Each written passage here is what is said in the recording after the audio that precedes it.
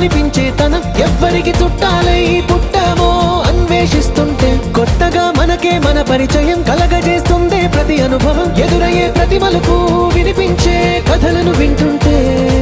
సరిగా గమనించామంటే సత్యం కనిబెడతామిట్టే భూమి మీద మనతో పాటే నడయాడే జనులెవ్వరు అంటే